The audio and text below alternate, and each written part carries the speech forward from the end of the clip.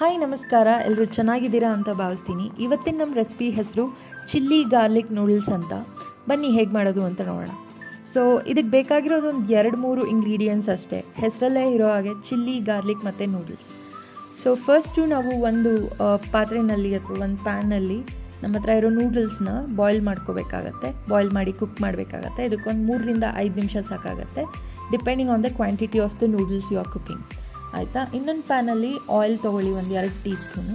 ಅದಕ್ಕೆ ನೀವು ಚಾಪ್ ಮಾಡಿರುವಂತಹ ಗಾರ್ಲಿಕ್ನ ಹಾಕಿ ಒಂದು 2 ನಿಮಿಷ ಅದನ್ನು ಲೈಟಾಗಿ ಸಾಟೆ ಮಾಡಿ. ಅದು ಸಾಫ್ಟ್ ಆಗ್ತಾ ಇದೆ ಅಂತ ಅನಿಸಿದ ತಕ್ಷಣ ಚಿಲ್ಲಿ ಫ್ಲೇಕ್ಸ್ನ ಹಾಕಿ ಅದು ನಿಮ್ಮ ಖಾರಕ್ಕೆ ತಕ್ಕಂಗೆ ಹಾಕ್ಕೊಳ್ಳಿ. ಯಾಕಂದರೆ ನಾವು ಇದರಲ್ಲಿ ಇನ್ಸ್ಟಂಟ್ ನೂಡಲ್ಸ್ ಜೊತೆ ಬಂದಿರೋ ಮಸಾಲೆನ ಕೂಡ ಆ್ಯಡ್ ಮಾಡ್ತಾ ಇರೋದ್ರಿಂದ ಖಾರ ನೋಡಿ ಹಾಕ್ಕೊಳ್ಳಿ.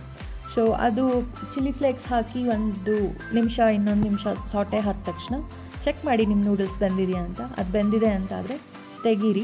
ಅದನ್ನು ಈ ಸಾಟೆ ಮಾಡಿರುವಂಥ ಚಿಲ್ಲಿ ಮತ್ತು ಗಾರ್ಲಿಕ್ ಜೊತೆಗೆ ಹಾಕ್ಕೊಂಡು ಅದೆರಡನ್ನೂ ಮಿಕ್ಸ್ ಮಾಡಿ 1 ನಿಮಿಷ ಚೆನ್ನಾಗಿ ಮಿಕ್ಸ್ ಮಾಡಿ ಅದ್ರ ಮೇಲೆ ನೀವು ಗಾರ್ನಿಷ್ ಮಾಡ್ಕೋಬೋದು. ಕಡಲೆ ಬೀಜದ ಪೌಡರ್ ಹಾಕ್ಕೊಂಡು ಗಾರ್ನಿಷ್ ಮಾಡ್ಬೋದು, ಇಲ್ಲ ಕೊತ್ತಂಬರಿ ಸೊಪ್ಪು ಹಾಕ್ಕೊಂಡು ಗಾರ್ನಿಷ್ ಮಾಡ್ಬೋದು. ಇಲ್ಲಿ ನಾವು ಕೊತ್ತಂಬರಿ ಸೊಪ್ಪು ಯೂಸ್ ಮಾಡಿದ್ದೀವಿ.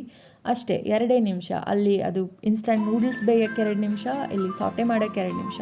ಮ್ಯಾಕ್ಸ್ ಟು ಮ್ಯಾಕ್ಸ್ 6-7 ನಿಮಿಷದಲ್ಲಿ ನಮ್ಮ ಈ instant chilli garlic noodles ready. ಮತ್ತು ತುಂಬ ಚೆನ್ನಾಗಿರುತ್ತೆ, ಮಕ್ಳಿಗಂತೂ ತುಂಬ ಇಷ್ಟ ಆಗುತ್ತೆ. ಎಸ್ಪೆಷಲಿ ನೀವು ಬೆಣ್ಣೆ ಅಥವಾ ತುಪ್ಪ ತಿನ್ನೋದಾದರೆ ಆಯಿಲ್ ಬದಲು ಅದನ್ನು ಯೂಸ್ ಮಾಡಿ. ಅವಾಗ ಅದು ಇನ್ನೂ ಒಳ್ಳೆ ಫ್ಲೇವರ್ ಕೊಡುತ್ತೆ ನಿಮಗೆ. ಸೊ ಇದನ್ನೊಂದ್ಸಲ ಟ್ರೈ ಮಾಡಿ.